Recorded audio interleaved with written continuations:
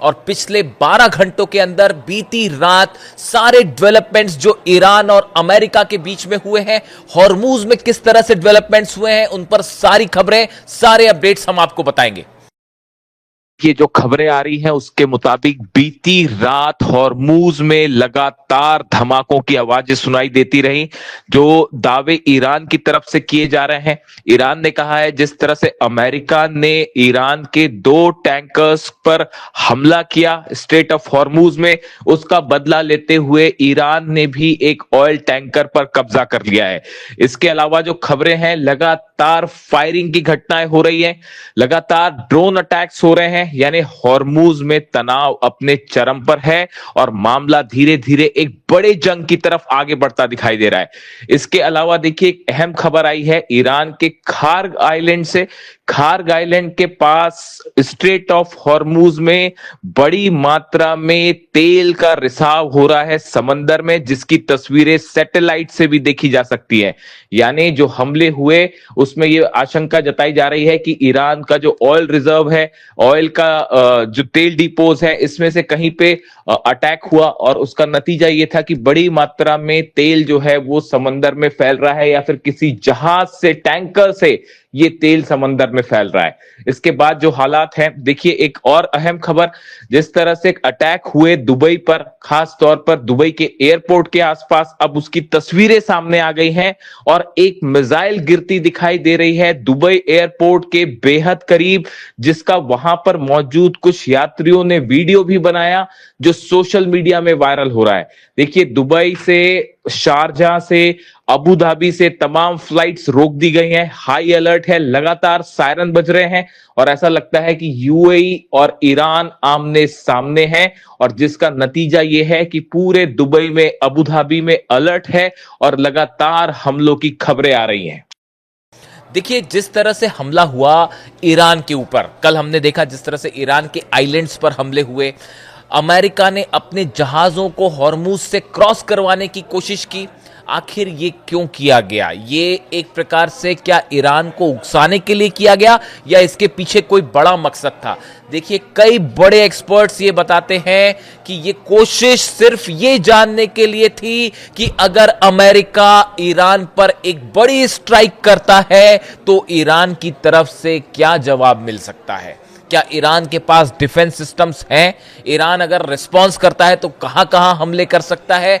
इस तरह से एक कोशिश हो सकती है ये जानने की कि ईरान की तैयारी कैसी है, और ईरान ने अपनी तैयारी ही नहीं दिखाई, जमकर ठोका है। अमेरिका के जहाज, 3 जहाज खास तौर पर जिनको निशाना बनाया गया, तीनों बड़े जंगी जहाज थे।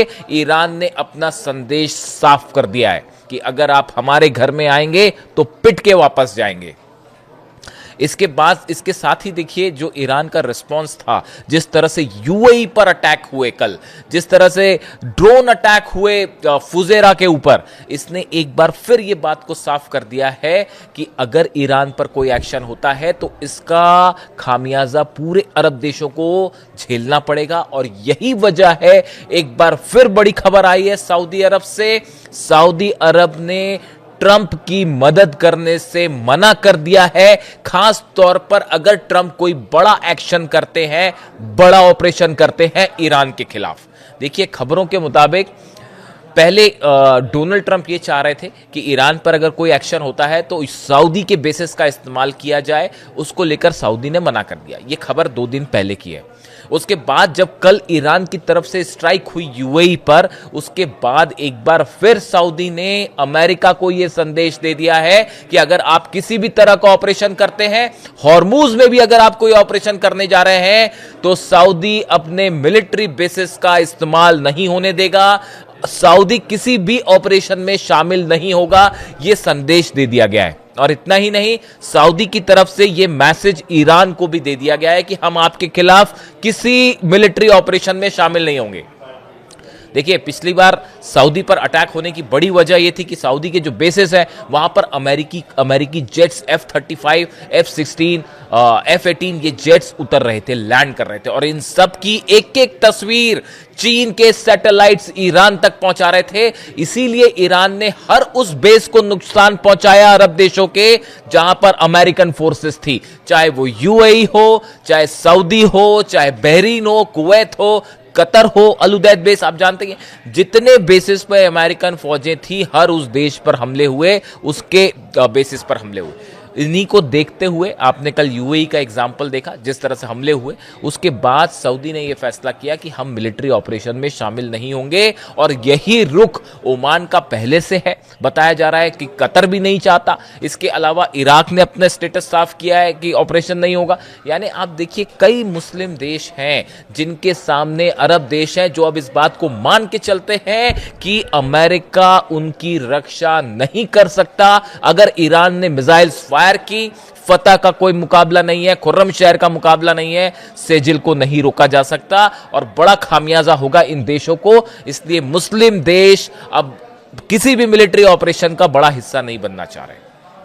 हम इसमें यूएई को शामिल नहीं करते हैं। यूएई और ईरान के जो हालात हैं वो इस समय एक जंगी हालात हैं, इसमें कोई शक नहीं है। और देखिए खबरें पहले से थी कि यूएई जिस तरह से इजराइल से डिफेंस सिस्टम ले रहा है, अमेरिका के जहाज वहां पहुंच रहे हैं, इससे साफ था कि यूएई एक बड़े ऑपरेशन का हिस्सा होने जा रहा है। इसके अलावा देखिए एक बेहद अहम खबर है जो एक ऐसी खबर है जो इस ओर इशारा करती है कि डोनाल्ड ट्रंप और पुतिन के बीच में एक बड़ा ऑयल वॉर शुरू हो चुका है। देखिए ये देखने में ईरान और यूएई के बीच जो कुछ हो रहा है, अरब में अगर गल्फ कंट्रीज में तेल के कुएं जल रहे हैं, लेकिन इसका एक बड़ा कनेक्शन रूस के साथ भी है। आप नोटिस करिए कल जब ईरान के ऊपर हमला हुआ, केशम आइलैंड और ये सब आइलैंड्स पर हमले हुए और ईरान ने अमेरिका के जहाजों पर हमला किया और यूएई पर हमला किया, इसके फौरन बाद खबर आती है रूस से कि रूस के रोस्तोव में यूक्रेन के अटैक हुए हैं। Ukrainian drones struck the refinery in Perm. देखिए रशिया की एक बहुत बड़ी रिफाइनरी है, पर्म रिफाइनरी है, जहां से ऑयल का कारोबार होता है, रिफाइनरी होती है, वहां पे तेल का बिजनेस होता है। उसके ऊपर सीधा ड्रोन स्ट्राइक होती है। आप देखिए पिछले एक महीने में ये मैंने नोटिस किया है बड़ी स्पेसिफिकली, जब भी ईरान की तरफ से कोई बड़ा अटैक होता है या ईरान कोई बड़ा एक्शन लेता है, उसका फौरन नतीजा यह होता है कि यूक्रेन रूस के ऑयल के ठिकानों पर हमला कर देता है। क्या यूक्रेन की तरफ से ये हमले, खास तौर पर रूस की रिफाइनरीज पर तेल के ठिकानों पे हमले, क्या ये डोनाल्ड ट्रंप और अमेरिका के इशारे पर हो रहे हैं? अगर ईरान एक्शन लेता है तो फौरन यूक्रेन जो है हमला क्यों कर देता है रूस पे? आप पिछले एक महीने में उठा के देखिए, कम से कम 10 से 12 ऑयल रिफाइनरीज पे रूस पर बड़ा हमला हुआ है। चाहे वो तोप से ऑयल रिफाइनरी हो, चाहे क्रीश हो, ये बहुत बड़ी रिफाइनरी है। और कल पर्म में जिस तरह से हमला हुआ, ईरान अमेरिका के जंगी जहाजों को हमला कर रहा है और वहां पे तुरंत कुछ ही चंद घंटों के अंदर यूक्रेन ने ड्रोन लॉन्च कर दिए। जबकि आज परेड है रशिया में, जो है वो बड़ी परेड है, जिस तरह से नाजी जर्मनी के ऊपर जीत हासिल की रूस ने, उसको लेकर सोवियत यूनियन की जो है विक्ट्री परेड है वो है आज रूस में। उसको लेकर पुतिन जो है वो एक सीज फायर का अनाउंसमेंट करने वाले थे, इस तरह की खबर है, खास तौर पर इस परेड के लिए कि अगले 2 दिनों तक सीज फायर होगा और किसी तरह का हमला हम नहीं करेंगे। लेकिन उसके चंद मिनट पहले यूक्रेन की तरफ से ऑयल रिफाइनरी पे हमला करके न सिर्फ इस सीज फायर को नहीं होने दिया गया, बल्कि रिफाइनरी पर अटैक किया गया। क्या फुजेरा पर जो हमले हुए, ये ऐसा लगता है मानो इसका मिडिल ईस्ट और ईरान से सीधा कनेक्शन है। जो मैं कहना चाह रहा हूं कि क्या पुतिन पर यह दबाव बनाने की कोशिश हो रही है और ये एक बड़ा ऑयल वॉर छिड़ गया है। अमेरिका अपने ऑयल को बेचना चाह रहा है इंटरनेशनल मार्केट में, और जो रूस का तेल है और ईरान का तेल है, इसको रोकने की कोशिश है, चाइना को रोकने की कोशिश है, चाइना के व्यापार को रोकने की कोशिश है। और बड़ी हैरानी की बात यह है कि बस चंद दिनों बाद डोनाल्ड ट्रंप जो है वो चीन जाने वाले हैं और हालात ये है कि चीन और अमेरिका के बीच तनाव अपने चरम पर है। यूनाइटेड नेशंस में चाइना वीटो कर रहा है प्रस्ताव को अमेरिका के, जो कि ईरान के खिलाफ आ रहा था कि स्ट्रेट ऑफ हॉर्मुज खोला जाए। ऐसे हालात में जो ये हमले हो रहे हैं यूएई पर, दुबई पे, इसको लेकर अगली जो बैठक है डोनाल्ड ट्रंप की और जिनपिंग के बीच प्रस्तावित बैठक है, इसमें सबसे बड़ा मुद्दा ईरान और हॉर्मुज होने जा रहा है। अब सवाल यह है कि इसमें, इस डील में क्या ट्रंप और जिनपिंग की मुलाकात ईरान को लेके, हॉर्मूज को लेकर कोई बड़ी खबर लेके आएगी? क्या अमेरिका ने अपना ऑपरेशन अब तक बड़ी जंग को इसलिए रोक रखा है क्योंकि ट्रंप की मुलाकात होनी है जिनपिंग से? और क्या यह प्लान है कि इस मुलाकात के फौरन बाद एक बार फिर फुल फ्लेजेड वॉर देखने को मिलेगा और सीज फायर पूरी तरह से खत्म हो जाएगा? क्या ये जो हमले हो रहे हैं, आप देखिए ये नियंत्रित हमले हो रहे हैं कि अमेरिका ने जो है और यूएई ने कुछ आइलैंड्स पर फायर किया, ड्रोन गए, लेकिन एक पूरी जंग नहीं छिड़ती दिख रही है। क्या ये एक टेस्टिंग की कोशिश थी? ऐसे तमाम सवाल हैं जिनके जवाब अभी एक्सपर्ट्स इस ओर इशारा कर रहे हैं कि एक बड़ी जंग जो है वो आहट दे रही है और ईरान इसके लिए तैयार है, चाहे समंदर में हो चाहे आसमान में हो, और पहले के मुकाबले ज़्यादा मजबूत स्थिति में है। और ये जो हमले हुए ईरान के आइलैंड्स पर, इसके बाद बताया जा रहा है एक बार फिर ईरान की तरफ से अपनी मिसाइल्स को डिप्लॉय कर दिया गया है लॉन्च पैड्स पे एक बड़े ऑपरेशन का जवाब देने के लिए। यानी पूरे हॉर्मूज में, मिडिल ईस्ट में एक बार फिर भयंकर जंग का खतरा मंडरा रहा है। एक ऐसी जंग जो शायद इस बार शुरू होगी तो उसका परिणाम पहले के मुकाबले कहीं ज्यादा विध्वंसक होगा।